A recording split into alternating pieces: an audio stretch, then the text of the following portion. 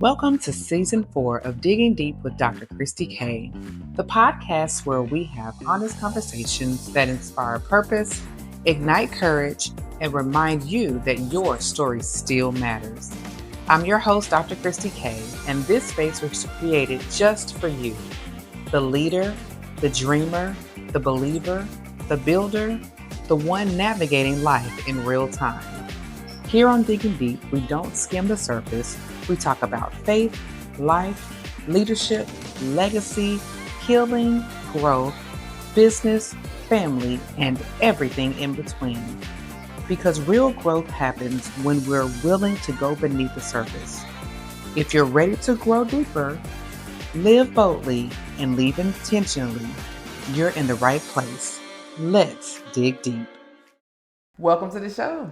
Thank you, Dr. Christie. I'm excited to be here. Yes, I'm so happy that you said yes.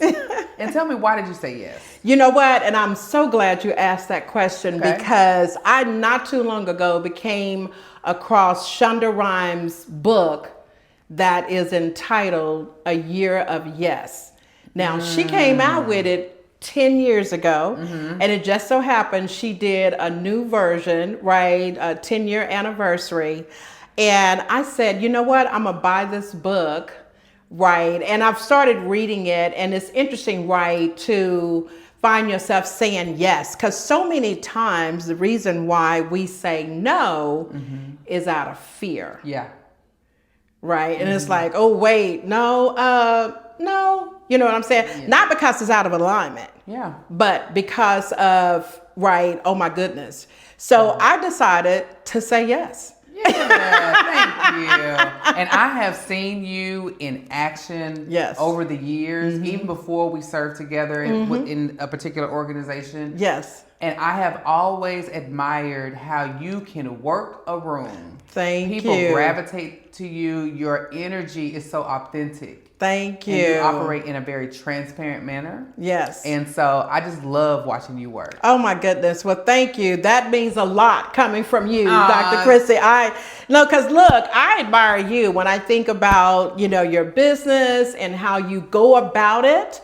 Authentically, transparency, right? And all of that. I think that, so anytime someone at that caliber says they admire me, right? Thank you. Yes. The reason why this conversation is so important because there are so many people who operate on passion alone. And then when things don't come together as they prefer, then they consider themselves to be a failure or they stop doing what they were doing. When in actuality, they didn't have a plan to go along with that passion. Right. So when you hear the phrase passion isn't a plan, what does that mean to you based on your leadership journey? Yeah, so for me, and I can definitely speak from experience, right? Because I've done a lot of things, right, because of passion. But I also have become frustrated. I also have become exhausted, right? Overworked because of no structure in place. And so passion is not a plan, right? And in fact, you can go a little while on passion, but after a while, you find yourself kind of just doing the same old, right. And it looks like you're busy, but you're not growing. Yes. You're basically walking in place instead of walking forward. And so that's the reason why it's so important for nonprofits today. Most of them start because of passion or because they want to help someone. But when there is no strategic plan, right? Because a strategic plan is going to keep you on course. Yes. A strategic plan is going to hold you accountable. Right. A strategic plan, you understand what I'm saying? Yes. Brings clarity to what's going on. So a lot of times when people continue to operate because of passion, I'm going to tell you this, and this is probably going to sting, it's because people know that they would be exposed. Say that again. Yes. So when you continue to just operate on passion and you refuse structure, you refuse a strategic plan, you're doing so because you're afraid to be exposed.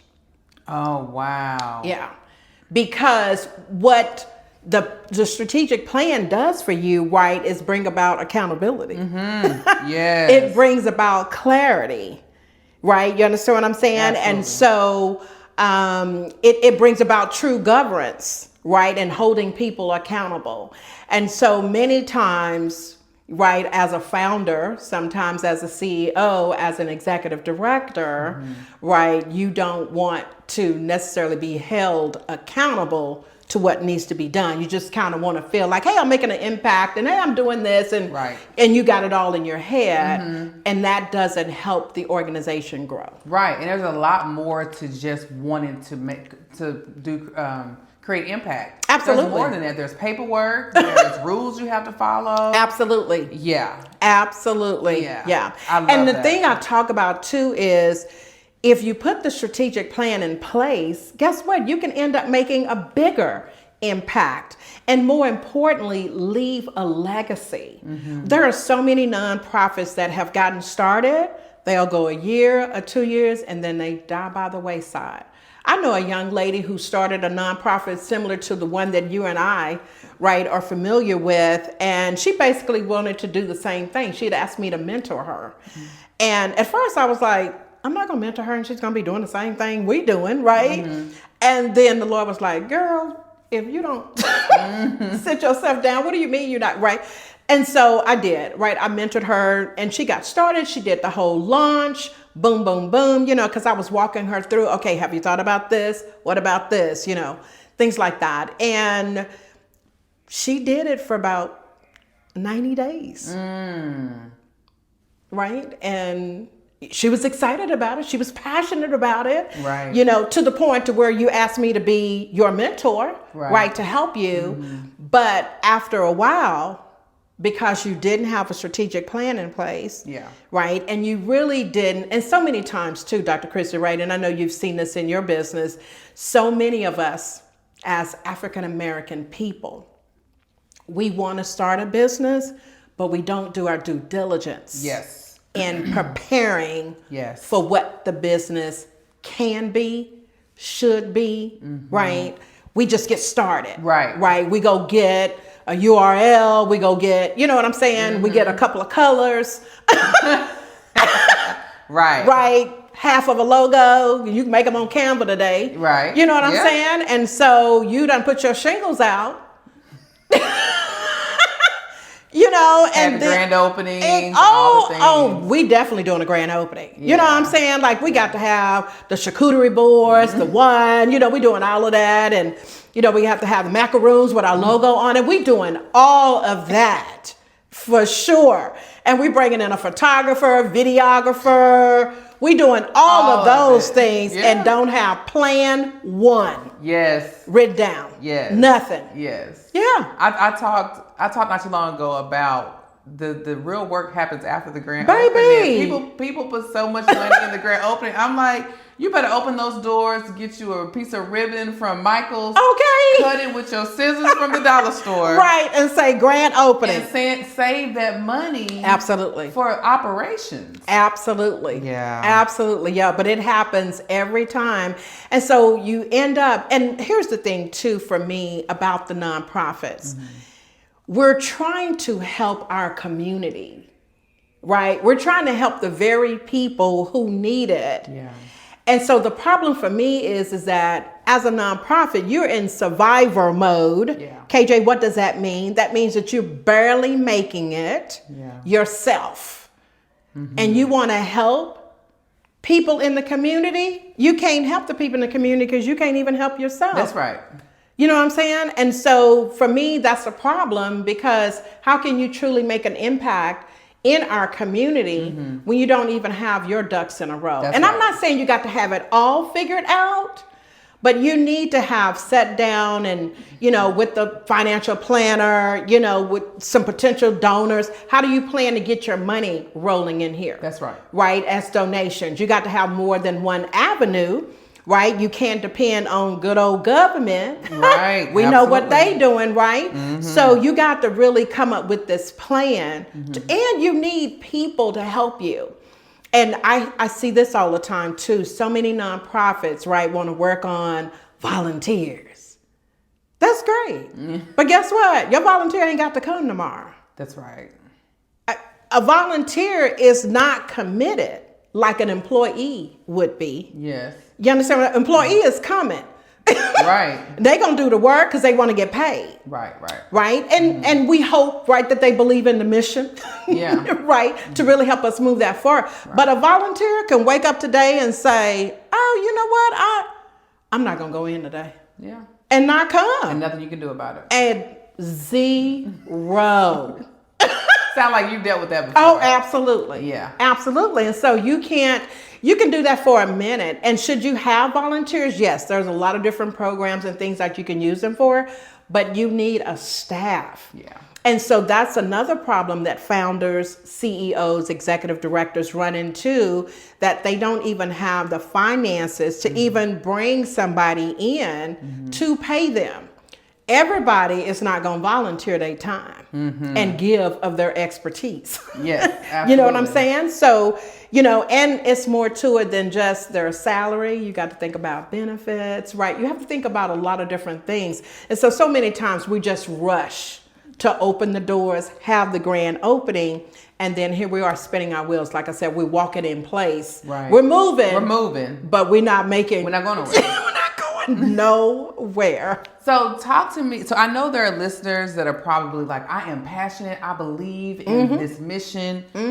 Talk to them about the biggest difference between organizations that thrive and then those that struggle, so that they can see before they even get there the roadblocks to avoid.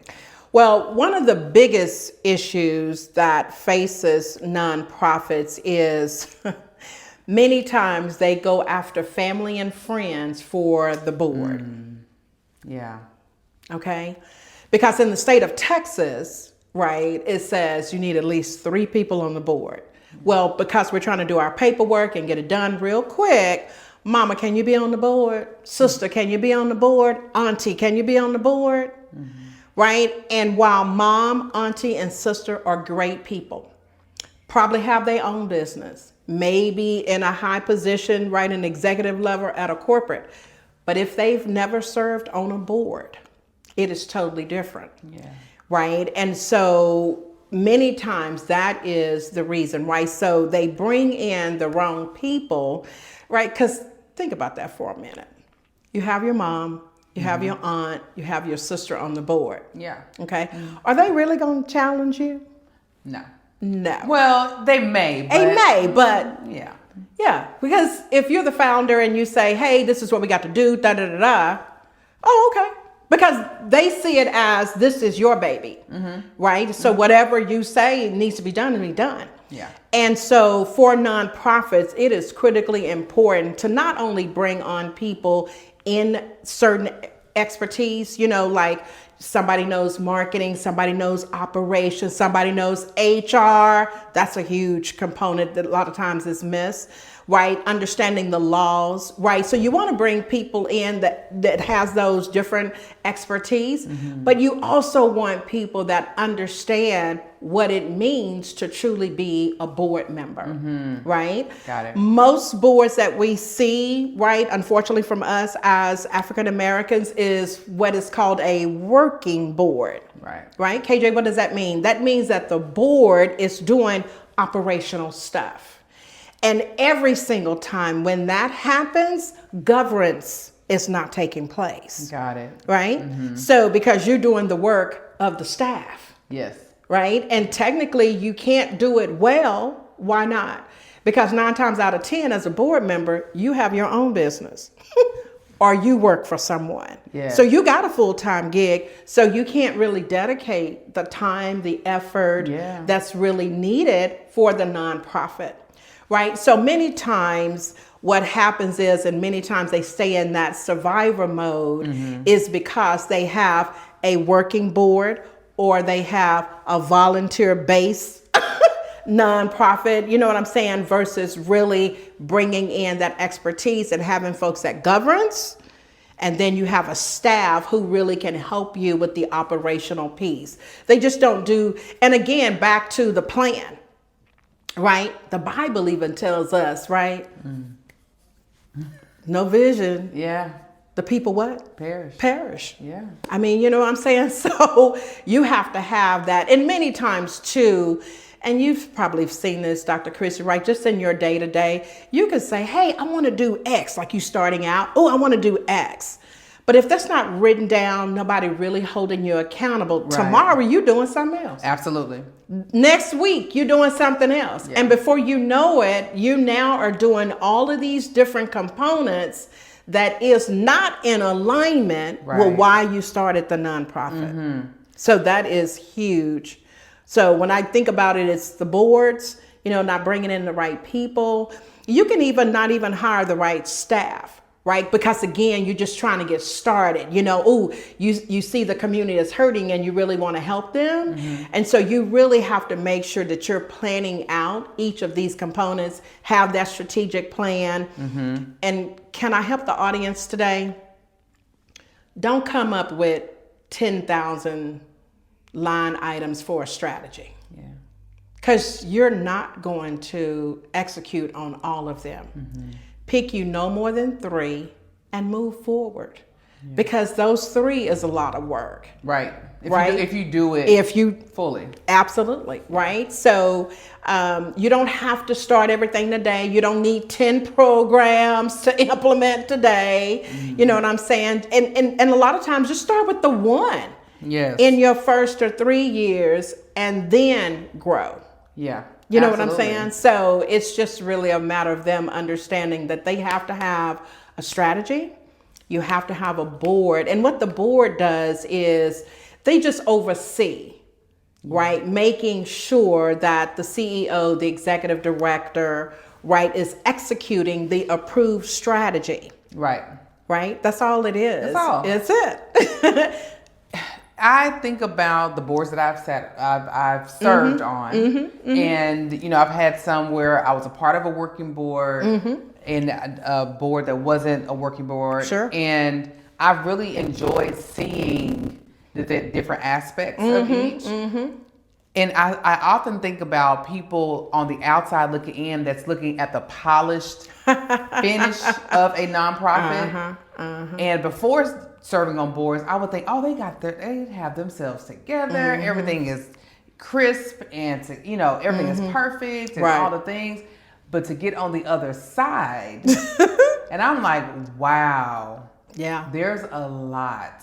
It is. Talk to me about tensions that occur, you know, when the audience or the consumer is on the other side that they don't see on the inside. And the reason why I'm asking that is because I want those who are currently have a nonprofit and maybe going through turmoil. It's important for you to know that this is not something that doesn't occur. Exactly.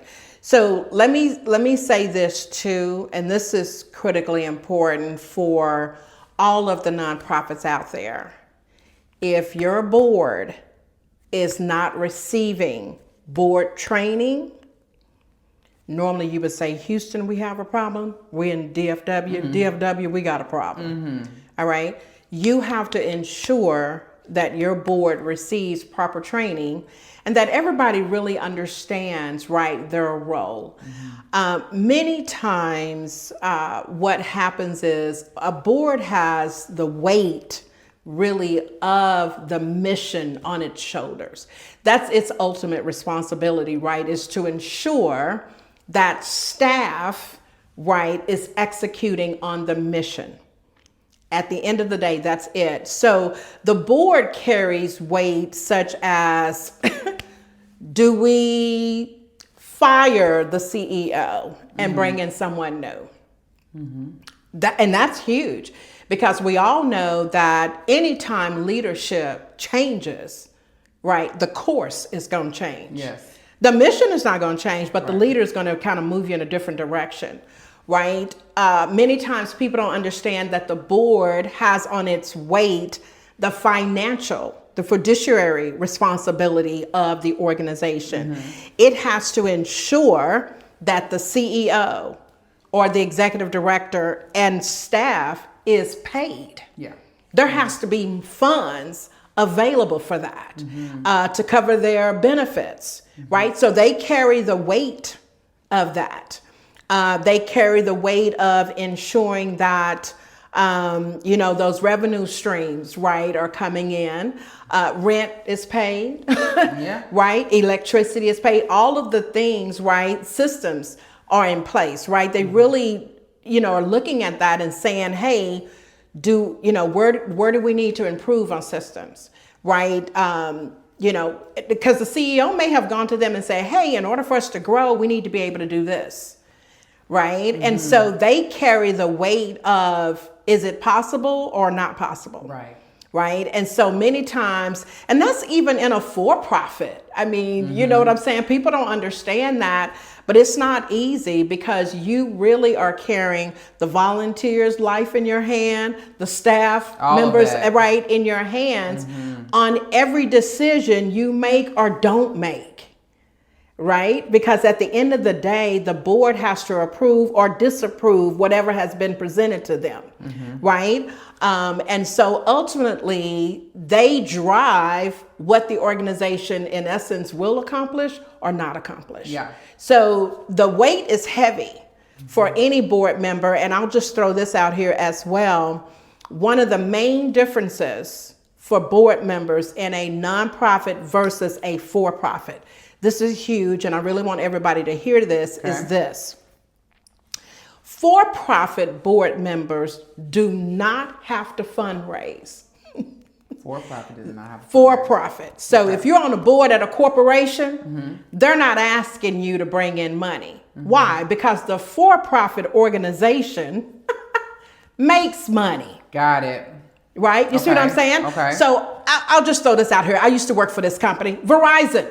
Verizon's board of directors does not have to go find money, look for money, do none of that because Verizon makes money. Got it. Okay? Yes. A nonprofit is totally different. Yeah. Okay? So board members, right, have to bring in the money. Got it. And that's one of the biggest difference. So I always challenge our CEOs, our executive directors, at board chair, when you're bringing on a new board member and they say, I don't fundraise, that is the only red flag you need to say no to them. Because for nonprofits, they must fundraise. So everyone on the board is a fundraiser. Absolutely. To accept. Now. And that can look different. Like, because I know I've served, I hate saying that, I served on boards where our version of fundraising, we would have a certain amount of money we had to give. If we didn't raise the money, we had to give a certain amount of money. Absolutely. Okay. So, and you can do one or both, right? So depending upon how, the organization wants to do that. So they may say, they kind of call it give and get.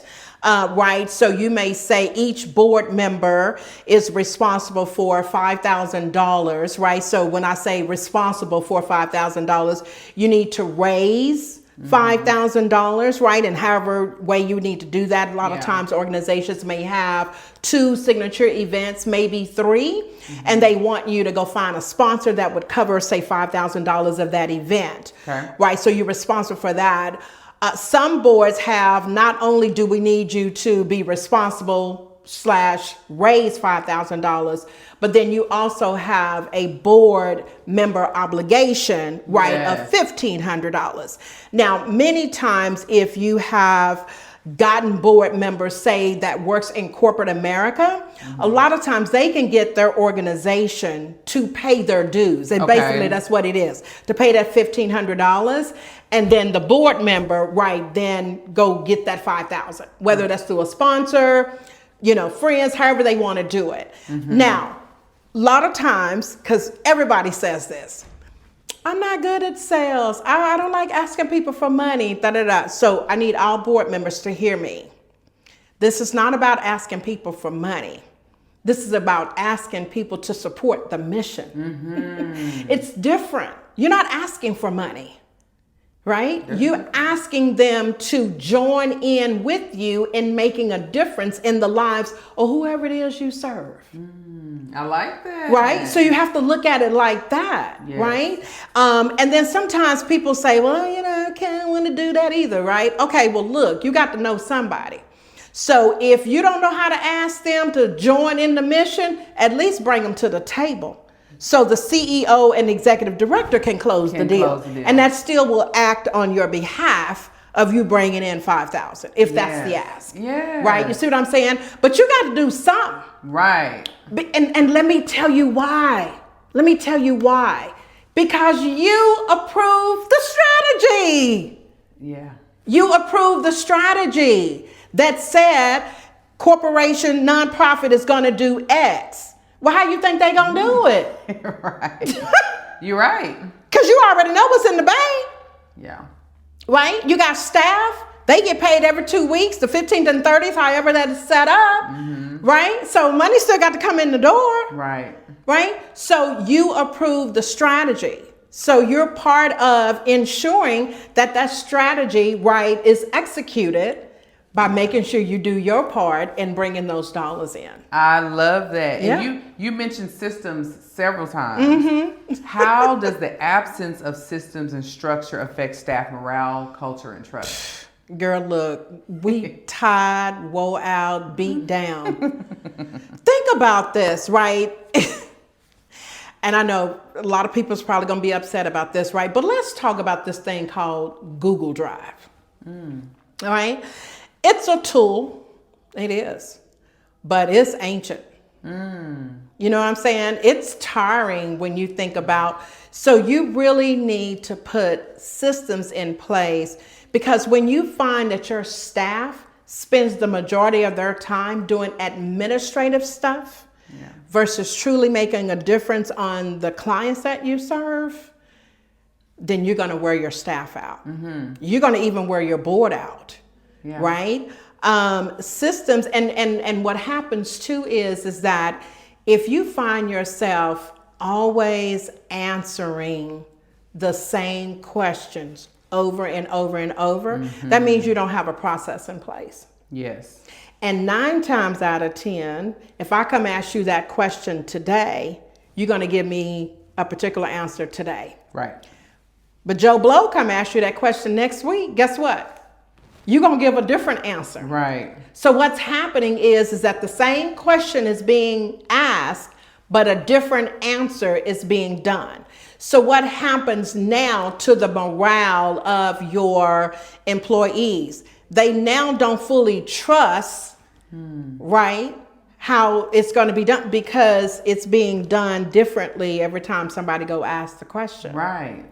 Yeah, that's no system. That's no system. Right. So founders, CEOs, executive directors, it is key to get everything out of your head and get it documented, right? Even if you do, and say, look, this is, and ask the hard questions. If you need help, reach out to me. I can help you ask the hard questions, but you got to get everything documented, right? So here's the deal. Many founders, CEOs, executive directors, they hold on to this, right? Many times just out of, oh, they can't do it the way I do it. Well, you don't want them to do it the way you do it. Right. There's more than one way, right, to skin a cat.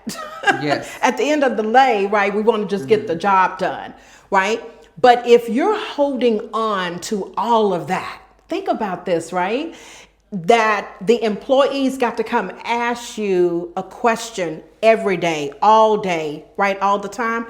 Guess what? As the founder, CEO, and executive director, because I tell founders, executive directors, CEOs that you are the mayor of your nonprofit. What does that mean?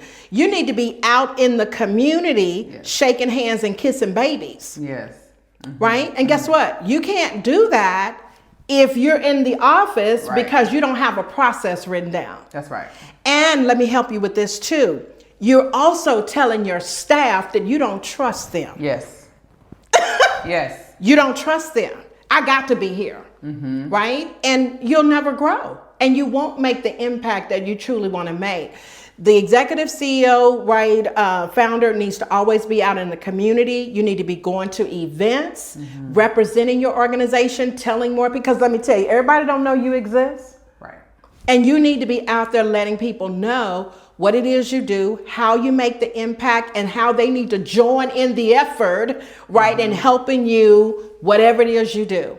And so it is key to have these processes, right, these strategies in place, and trust your people, right, to do the work so that you can go out, right, and bring in more donors. So you can, even in touching the client that you want to make a difference for, more of them. I can't tell you, when I worked for, you know, just some nonprofits, I heard all the time, we didn't know you exist. We didn't know you exist. Been around for over 20 years, 40 years. We didn't know you exist. So guess what? You need to be out there letting people know you exist. Absolutely. Yeah. I remember starting Mansfield 10 years ago. I felt like I had to be in the building, touching every single family, every time. Even when I eventually brought on staff 4 or 5 years later, I'm at how'd it go? What happened? Right. I have to be on every single email. It was wearing me out, and I wasn't having I didn't have the opportunity to act as a true CEO. That's out right. in the community.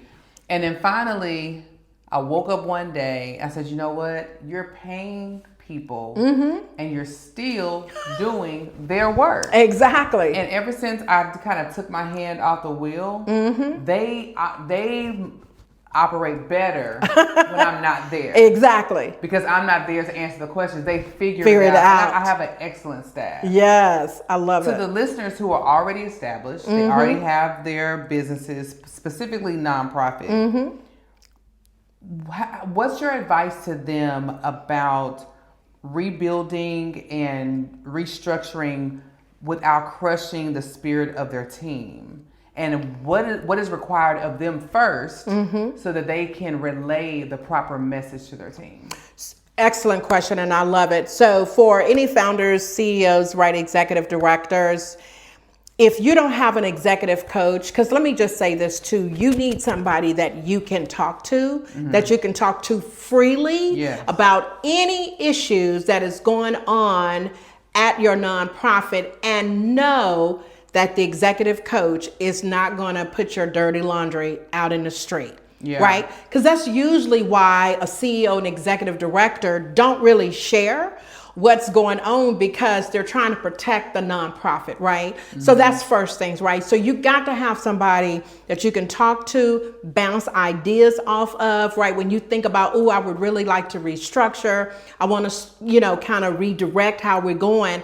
You always want to have somebody to, you know, bounce those ideas off, right? I always say, look, go to a hotel, get a retreat, right? You and the coach, and you put this stuff on the wall, right? Flip charts, do the whole 9 yards, right?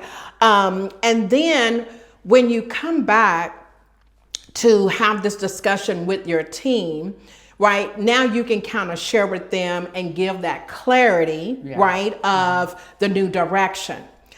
But the key to get buy-in, right, from your staff is share with them. This is so important. Be transparent.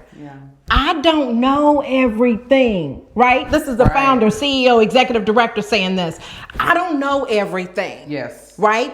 I hired you for your expertise and your lived experience. That's right. Your perspectives, right? So I want you, I'm going to give you this, but if you see that there's a better way, right, of how we can do this, I want you to bring it to me. You know what I'm saying? So when you get them to be fully engulfed in the process with you, and you can say, I don't know it all, and be okay with that, right? That's when you're going to see your nonprofit flourish. Because now you got the staff bought in. Now they feel like I can make a contribution. Because can I help you today, Dr. Christie? Everybody wants to make a contribution.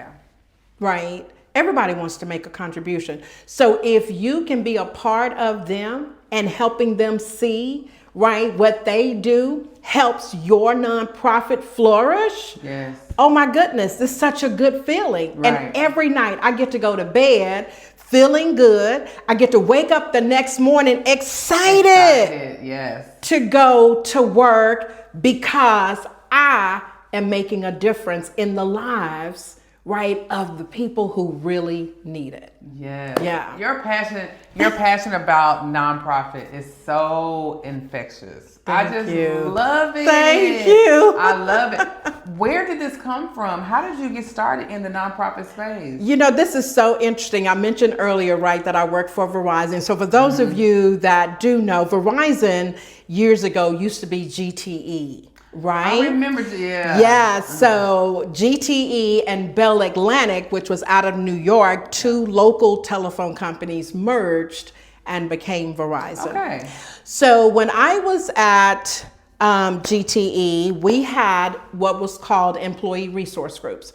Most corporations still have those. Our employee resource groups were actually 501c3s. We truly were a nonprofit. And I was the vice president for the African American ERG. And I just fell in love with being able to help, us as African Americans, both men and women. I remember I started their mentoring program, girl. I started doing golf tournaments where I did a lot of things. So when I say nonprofit, in that perspective, I would say it started then. But now I'm going to take you back. Because the real nonprofit, right? And a lot of people may or may not know this, is churches are nonprofits, right? Yeah. And I have always been in church. Which denomination is it? Well, we initially were Baptist, and then we went over to Apostolic. Oh, yeah. Okay. Yeah. I can see. Yes. So look, in church, at the age of 13, this would really trip you out, right? This is when we went over to Pentecostal. Probably at the age of 15, we was visiting a church. It was a musical, right? So the choir was singing, and I'm in the back and I'm directing, not, I'm just, throwing my hands up in the air like I'm directing the choir. And the choir director for the choir that was singing saw me, told our pastor, because he was looking for a choir director. And he asked me to be the choir director. Now, here's the crazy part. K to the J cannot sing. Okay. Oh, I need y'all to hear me today. I cannot sing. And I was 15, right, and appointed as the choir director over the adult choir. Oh, wow. So during choir rehearsal, I got to tell adults what to do. And then I also was secretary. So I have to say, really, my true passion, right, of really being able to just help, quote unquote, nonprofits started for me in the church. Okay. And I always have done that. My mom, when she was living, and look, my mom used to make all the costumes for all of the plays in the church. Girl, look, we was heavily involved. So I have to say it started there. And for me, what I've always found, and, I almost want to say I hate this, right? And so kind of take hate as a soft word, not a harsh word, that so many of our organizations struggle financially, right? Passion is not the issue, but we struggle financially. Yeah. And we can't really make the impact that we want to make, and we don't leave a legacy, right? When you think about major nonprofit organizations, they've been around for hundreds of years because they have the financial support to help them continue to make a difference in people's lives. And so one of the things that's for us as African Americans, I want us to move from just having a title and being excited that, hey, I'm the president of whatever. Right. I'm the executive director of, right? We get so hyped up, right, because of our titles. And then we're not really making a difference in the lives of people. And we're not able to because we don't have the money. That's right. Right? So it's really, I just believe that more of us as African Americans could be further along if the nonprofits right, that have been set up to help, right, our community, we could be so much further along. If the nonprofits had the financial support, That's right. right, that it needs to truly make a difference in the lives of our communities, of our young people. And that's why it's very, passionate for me, because I know that we have very talented people, very educated people, right, in our community. But we got to, and I want to say this, I kind of get it to a certain degree because we've never had, right? And so then when you get a title, you're excited, right? But that title, with it comes responsibility, right? Yeah. And so you got to be okay to say, you know what? I don't know it all. Yeah. Let me bring Bob in here. He has that expertise, and let me ask him to help me. Yes. And let me bring in Sally Joe, because she has expertise over here, right, to help me. Because one of the things that I see for us as Black people is we're very proud people. Yes. And so we won't ask for help. You better ask for help. Absolutely. You better ask for help. And here's the deal. People want to help. And I always say closed mouths don't get fed. And doing the nonprofit, doing Black charity boardrooms, I tell you that closed mouths don't make an impact. You got to ask for what you need so that you can truly make the impact in the community that you so desire. Absolutely. With all the things that you do for the community, how do you take care of yourself? Great question.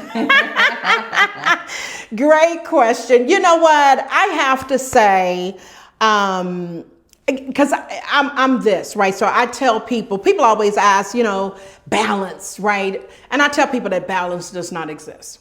Okay. Right? And so I tell you this, you simply have to be where you have to be when you have to be there. Okay. Right? KJ, what does that mean? If the nonprofit, if there's a crisis or whatever is going on and you got to be there, guess what? You just got to be there. Right? And your family will understand. It's not like you're doing it all the time, right? But having systems in place, right? Having that strategic plan in place and really staying focused, right? With the clarity on it, being consistent with that. Guess what? I can take care of myself. Yes. Right? Because this is not about doing more. This is just truly about working with what God has already given you. Right? So I say, I get my time in every day. You know what I'm saying? Yeah. I get up in the morning. I'm not walking as much as I would like to, but we're walking, right? Because we're trying to get on this health journey. K to the J is 62. She'll be 63 this year. No way. Yes, When's yes. your birthday?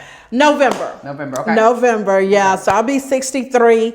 And so, and I'm eating better, which is, good, and just taking care of myself. In fact, I was at an event and a young lady does skincare. And I said, you know what? I need to, and she was like, yeah, now look, as African Americans, usually our skin is pretty good. So I'm not saying I have any wrinkles, anything like that, but we just need to take care of ourselves, absolutely. Right? So I make a point to, get in my rest. Usually on the weekends, I try not to, if I don't have an event to go to.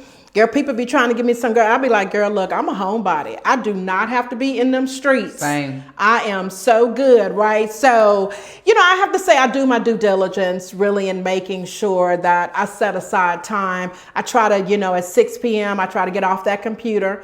It don't always work, right? Yeah. But it's the goal to get off the computer, shut it down.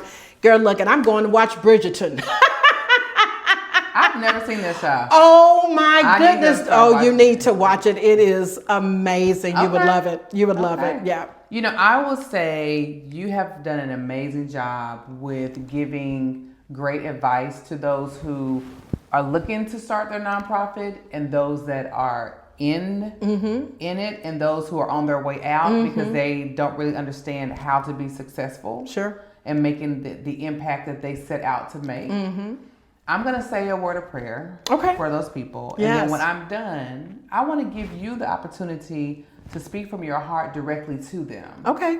To encourage them in those different stages on how to continue on with their passion while having a plan. You got it. Okay? Yes. So God, give us the wisdom to build what you've placed in our hands and in our hearts.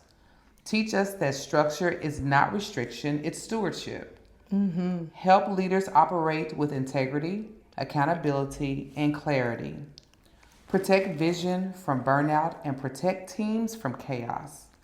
Bless KJ, her family, her leadership, and every listener navigating responsibility.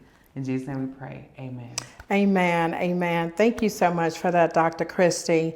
So to the listeners, right, those that are thinking about starting a nonprofit, those that, are in their infancy stages, been around for a minute or day, you getting ready to go sit down, like whatever the case may be. What I recommend to you is that you must always have space on your calendar. So you either need to schedule it, so just schedule it, right? And sit down and really give yourself an opportunity to look at what it is that you've done, right? Where is it that you really would like to go? And here's the deal, you don't have to have a lot. Many times we think, I remember doing a speaking engagement and, I was really talking about it's time to move, right? So many times as Christians, right, we say we're waiting on God. But I want you to know today that God has already ordered your steps and he's waiting on you to move. And I tell you that God will not, shall not, and can't bless something that you are not willing to build. He gives you the ideas, but you got to go make it happen, right? And when you make it happen, he will bless it. And let me help everybody today. You must do it in excellence. And I want you to know that there's a difference between excellence and perfection, right? So I'm not saying do it perfect because we're not perfect people, but deliver in excellence. Why is it important to deliver it in excellence? Because when you deliver it in excellence, right, you tell our Heavenly Father that you respect the assignment, that he gave you enough to deliver in excellence. And when you deliver in excellence, that's when favor will follow, right? So stop trying to do everything. You don't have to do everything. Do what he's called you to do. Be consistent, right? And Dr. Christie shared with you earlier, the hard work starts right after that party, right? So when the applause starts, right? When nobody is liking your posting, when nobody is commenting, consistency is the key.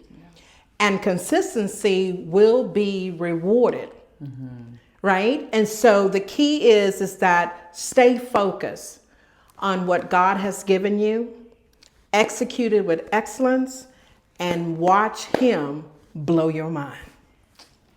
Listeners, passion may start the fire, but structure keeps it burning. Yes. Today's conversation reminds us that vision deserves systems, calling deserves clarity, and leadership requires more than heart, it requires preparation. If you're building something meaningful, may you build it wisely. Yes. Thank you, KJ, for joining me. You're welcome, Dr. Christie. You have really blessed me today. Thank you. All right, it was God a pleasure. bless you. Yes, ma'am. Thank you for spending time with me on Digging Deep.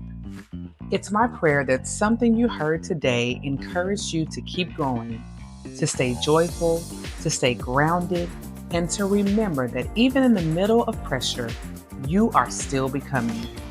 Keep showing up, keep believing, keep building, and don't lose your joy in the process. If this episode blessed you, take a moment to like, share, and subscribe, and send it to someone who needs encouragement today. And if you feel led to be a guest or know someone who should join the conversation, email me at christiekmoore@gmail.com. I'd love to connect with you. Until next time, stay purposeful, stay present, and keep digging deep.